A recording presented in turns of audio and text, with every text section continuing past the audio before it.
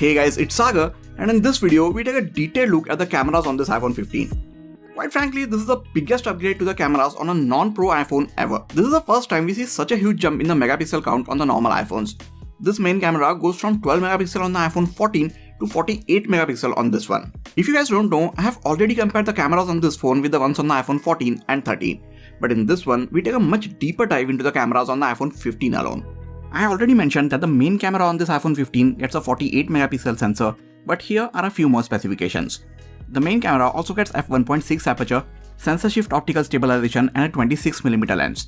Secondary camera largely remains the same as the last year with its 12 megapixel sensor, f2.4 aperture and 13mm ultra-wide angle lens.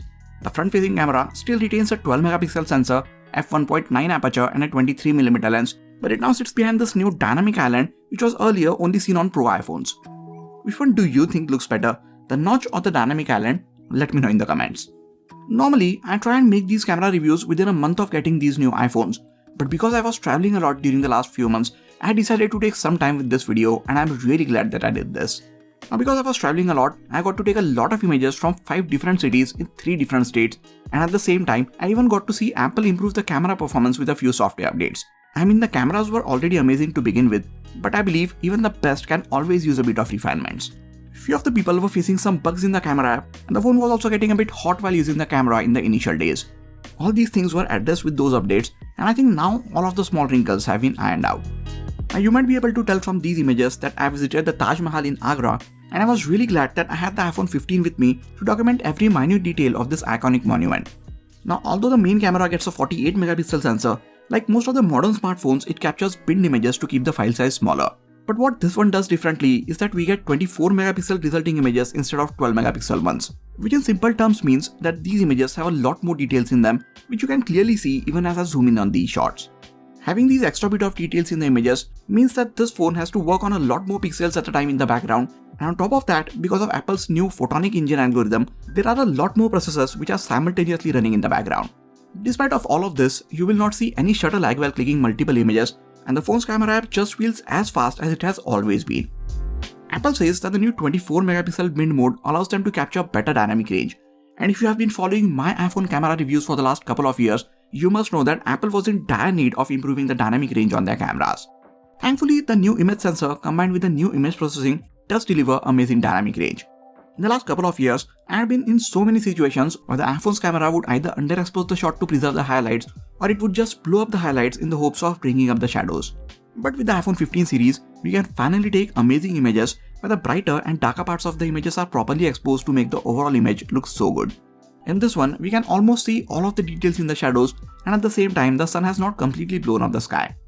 These are another great examples of how good the dynamic range on this iPhone 15 is. In this shot, the phone did extremely well and didn't let the brighter part outside the window blow up, and at the same time, it made sure that the inside was properly exposed. And in this one, majority of the image is in very bright light, so most of the phones would just crush the darker parts of the shot. But the iPhone 15 did really well and managed to bring up a lot of information in the shadows as well. Now while the HDR mode has been greatly improved over the last few generations of the iPhones, I still can't say that it is the best. I feel like there are a few other flagship phones in the market who have been even more aggressive with the HDR mode, and I don't know which one would come on top when we compare the iPhone 15's images with those phones. I feel like I can confidently say that the colors in these images turned out exactly how the scene looked in real life. No matter the lighting conditions or the time of day, I feel like the iPhone 15 captures the most accurate looking colors. I even had the iPhone 15 Pro with me when I was taking all these images, but even it sometimes adds a bit of extra contrast or a slight green hue in some of the images, but this iPhone 15 was extremely accurate every time. It captures the scene exactly how it was. If the colors were bright and punchy, you will see that in its images, and if they were pale and not as saturated, you will see that as well. So if you are looking for a phone which captures the most accurate looking colors, I think you should definitely go with the iPhone 15. The main camera on this phone lets you get really close to your subject, so you can capture amazing close-up shots like the ones you are seeing here. Usually, a phone with a huge image sensor doesn't have a very good minimum focusing distance. For instance, last year we got a 48 megapixel sensor on the iPhone 14 Pro for the first time, and that phone does not allow me to get nearly as close to the subject as this iPhone 15 does. I face the same issue on the iPhone 15 Pro as well, but Apple has made some changes to either the image sensor or the lens optics on this regular iPhone 15, and because of that, we can get this much closer to our subjects and still be able to set the focus on them. It's also very fast to set the focus on any nearby object. which is important because you obviously won't want the phone to keep on hunting for the focus while you're trying to take an image. You might have also observed that the main subject of these close-up shots is in tad sharp focus and the background gets a very natural creamy bokeh. On the cameras on the iPhone 15 doesn't let you get any more closer to the subject for taking macro shots. I would have loved if Apple would have given us the same ultra-wide angle cameras on this phone as the iPhone 14 Pro or the 15 Pro, as those ones are capable of taking macro shots. I guess Apple deliberately wanted to create this difference and keep that feature specific to the Pro iPhones for another year at the very least. As you would expect, the ultra-wide lens on the iPhones is not just important for taking macro shots. On this iPhone, it also lets you capture a much wider scene compared to the main camera. It comes in very handy when you want to capture more of the scene in your shot but you don't have enough space to move back, like in this shot. This window looked amazing, but I was in a balcony so there was no more space to move back, so the wide-angle camera came in very handy here. These wide shots are sharper and more detailed than the wide shots from previous iPhones, but there is something that you should know about the wide cameras. The lens or the optics in front of these sensors are not as good as the ones in front of the main cameras, and even the sensors themselves don't have the highest megapixel count or the widest aperture. So as good as these images look by themselves, they are almost always not as sharp as the ones from the main cameras, especially around the edges. When you zoom in on both the normal and wide shots, you will see that images from the main camera will always have a lot more details and a lot less noise. So while you can use the ultra-wide angle lens in ample light and when there is not enough space for you to move back, but whenever possible, I would highly recommend that you just take a few steps back and take the shot with your main lens instead of switching to your ultra-wide angle camera. This becomes even more important when you are shooting indoors or in lower lighting conditions. Before we move on to the close-up shots, here's a quick word from this video's sponsor, Buckle & Bang. They are a UK-based company who designs and produces luxury accessories for your tech products. You might have seen us talk about the Apple Watch bands in some of our previous videos, but now they even offer these amazing full-grain leather cases for your iPhone. These cases look amazing on your iPhone, fit them perfectly and provide a great level of protection. There is a raised lip at the front and back, so the display and the camera lenses always stay protected. All four corners have a lot of protection and the buttons are made out of metal, which makes these cases feel even more premium. There is soft leather on the inside, which makes sure that the back glass of your phone doesn't gather any scratches, and these cases have MagSafe magnets built in, so you can use it with any of the MagSafe accessories that you might have. To check out the entire collection of the cases and other accessories that they offer, head over to the Buckle & Band's website from the link in the description section. I'm sure they have something for everyone. Now remember at the beginning I said, quite frankly this is the biggest upgrade to the cameras on a non-Pro iPhone ever. Well, I said that not just because of the new 48 megapixel main sensor, but because of what this sensor enables us to do. Although this phone just has two cameras on the back, the 13mm ultra-wide and 26mm normal one, but because of the 48 megapixel sensor, just like on the 14 Pro and 15 Pro, we can now take almost lossless 2x or 52mm shots by cropping in on the middle portion of the huge new sensor. What all of this means is, when you hit that 2x button on your viewfinder, your zoomed in images will now be much more detailed compared to the previous iPhones. Apple says that they have worked some magic, and thanks to the big image sensor and some smart image processing in the background, these 2x digitally zoomed in shots on the iPhone 15 look almost as good as the 2x optically zoomed in ones. While I can't say for certain if these shots look as good as the 2x optically zoomed in ones, what I'm certain about is that these images definitely look much more sharper and detailed than the 2x digitally zoomed in shots from any of the previous iPhones. So in a way, thanks to this 48 megapixel main sensor, despite of having just two cameras, you can take images at three different focal lengths, 13mm, 26mm and 52mm, which makes the dual cameras on this iPhone 15 so much more versatile than the ones on the iPhone 14. Apple even lets us capture 48 megapixel shots with the main camera. Unlike on the Pro iPhones, these are not being shot in the Pro RAW format, so you won't be able to manipulate these images as much in your editing app, but this mode does let you capture incredible amount of details. As you can see, the 48 megapixel shots capture a ton more details than the 24 megapixel ones, so if you ever are in the situation when you want to capture a lot of details in your shots, or when you might want to zoom in on a particular part of the image later on, you can use this mode. Unlike on most of the other smartphones, this high resolution mode continues capturing amazing dynamic range as well. These 48 megapixel shots are much larger in terms of file size, so if you continue capturing all of your images in this mode, your phone's internal storage might be filled up in no time. So for most of your everyday shots, I recommend sticking to the default 24 megapixel mode, as these images also have a lot of details in them. I don't know about you guys, but portrait mode is my favorite mode to shoot in on any smartphone. I think the images shot in this mode instantly stand out and they look a lot more professional. Every time I have people in the shot, I just switch to the portrait mode no matter the phone which I am using. And now on the iPhone 15 series, Apple makes it easier than ever to capture these shots. Whenever you have people or faces in your shot, or whenever you tap to focus on a certain part of your image, the phone starts capturing depth information as well. And later on, you can decide if you want to make this a portrait shot or not. I feel like this is a great little addition to the camera app, and a lot more people will end up using portrait mode this way. I think we are now at a point where the edge detection for these portrait shots is near perfect. There might still be some imperfections like in this shot. It missed keeping some parts of the hair in focus, but in the phone's defense, it was pretty windy out there and Monica's hair was moving around, so I would say the phone did pretty well for the circumstances. The iPhone 15 now allows you to take 2x zoomed in portrait shots as well, which is great because the best looking portrait shots are always being shot with either a 50 or an 85mm lens on an actual DSLR camera. I think by default, the f-stop number or the aperture for the portrait mode is set to f2.8, which I feel produces a bit unnatural looking bokeh on a smartphone. I always make it a point to set the aperture value to f4.0 whenever I am clicking portrait shots with a smartphone, which I think gives a much more natural look to these images. And this aperture number is also a bit more forgiving if your phone is not the best at detecting the edges accurately. If you guys like to take portrait shots with your phone as well, try setting the aperture value to f4.0 and see how the images turn out. The iPhone 15 takes amazing portrait shots even when the lighting conditions are not ideal, like when you are indoors or in lower light. It still detects the edges like a champ, is quick with it, and the images don't have any noticeable noise in them. A lot of people don't know this, but you can take portrait shots of objects as well. The edge detection is just as amazing while taking portraits of people. Just look at how well the foreground and the background is blurred out in this shot while the main glass is in sharp focus. You can also check out the amazing dynamic range in these shots. Despite of the bright background, the phone did extremely well and did not let it blow out. At the same time, darker parts of the scene seem to have a lot of details as well. Before I forget, if you guys haven't checked out my camera comparison between the iPhone 15, 14 and 13, please make sure to watch that video from the link in the description section after you are done watching this one. With that, let us move on to the images which are shot in artificial and lower lighting conditions.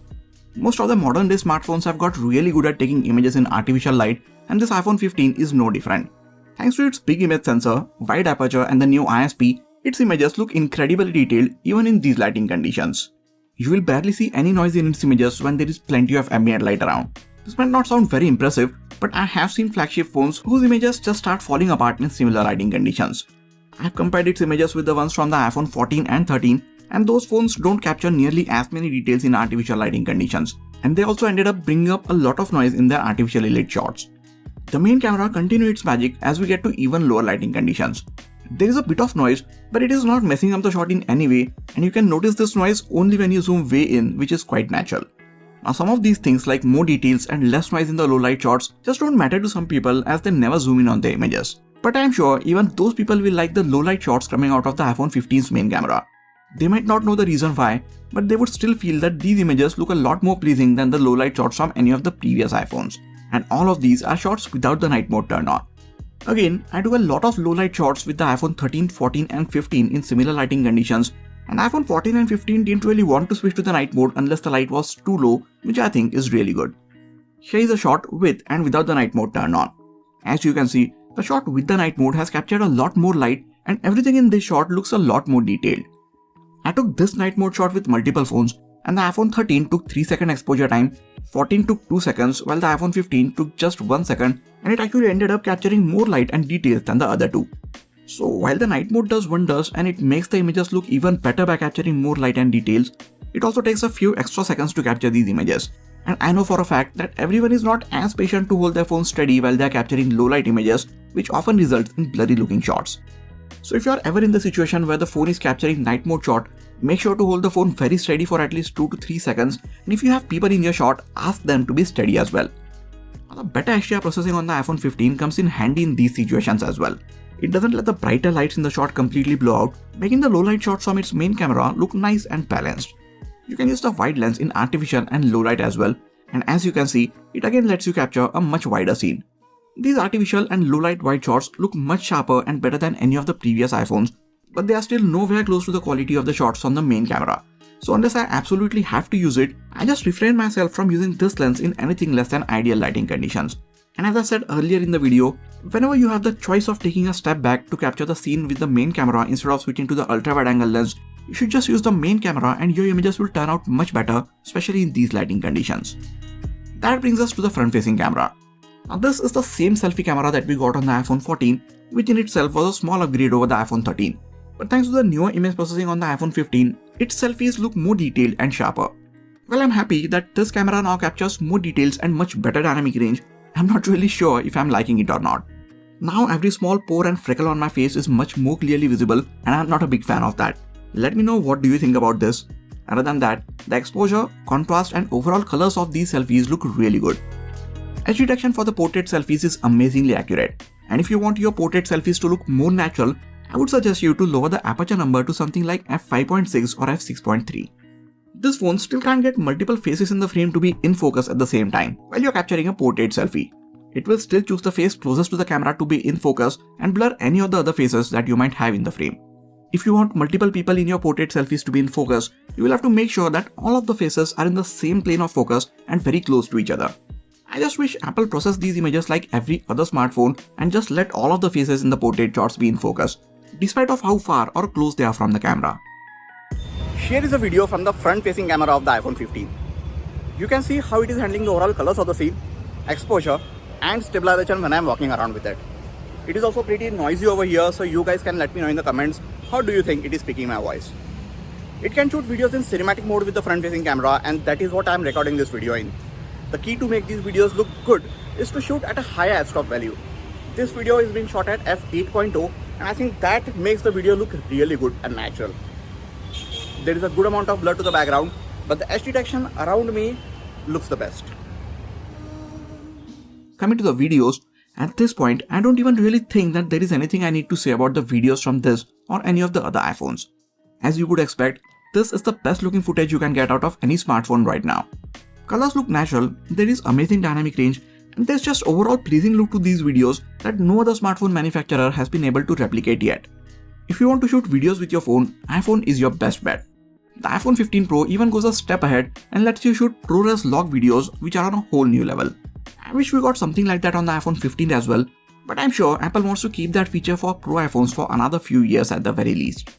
Well, we do get something new on the iPhone 15 series when it comes to shooting videos. Unlike on the previous number series iPhones, you can now switch between the lenses while you're shooting 4K 60fps videos. So you can go from the ultra wide to the normal lens like you can see in this video while you're shooting 4K videos at 60fps. Unlike the photos, videos from the ultra wide angle camera look really amazing, and I really don't mind shooting with this lens when the lighting conditions are this good. For a lot more video samples, make sure to watch my comparison video between the iPhone 15, 14 and 13. I will leave a link to it in the description section. So with that, we have seen over 100 image and video samples from all of the cameras on this iPhone 15. And as you can tell, it performs amazing in all of the lighting conditions. This year you can clearly tell that these images have a lot more details in them. The dynamic range is finally fixed. You can now shoot 48 megapixel shots if you need to capture even more details. The low light performance is even better, and the addition of the auto portrait mode is a welcome change. If you are using an iPhone 12 or any phone from before that, this iPhone 15 will give you a much needed upgrade in the camera performance. So after looking at over 100 image and video samples, what do you guys think about the cameras on this iPhone 15? Let me know in the comments. And if you are planning to get this iPhone 15, I will really appreciate if you get it from the affiliate links in the description section. That is it for this video, guys. Please hit the like button if you enjoyed this video and subscribe to the channel for a lot more quality tech videos like this. You can also check out some of the other videos from this channel. This has been Sagar, and I'll catch you guys in the next video. Take care.